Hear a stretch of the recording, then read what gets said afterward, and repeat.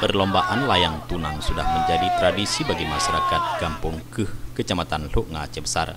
Pada perlombaan layang tunang kali ini, memperebutkan hadiah Arif Fadilah, salah satu caleg DPRA. Namun ada dua kategori dalam perlombaan tersebut, di antaranya layang hias dan perlombaan layang tunang.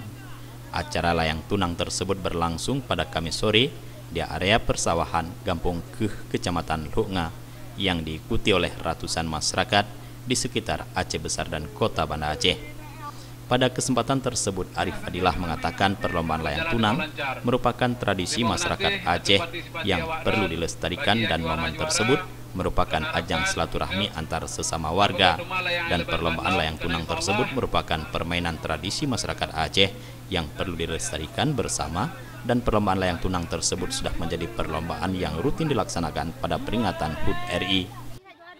Segala kegiatan-kegiatan yang berbasis kepada ketradisionalan, ya. Lagi jino dagalan di Banda Aceh kajar rumah layang-layang.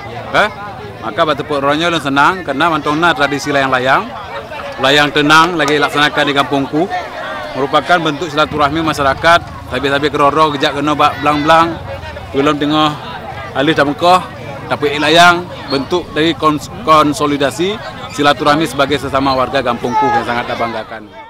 Sementara itu, para peserta perlombaan layang tunang kali ini diikuti oleh 40 tim dari berbagai kampung di Aceh Besar hingga ke Kota Banda Aceh.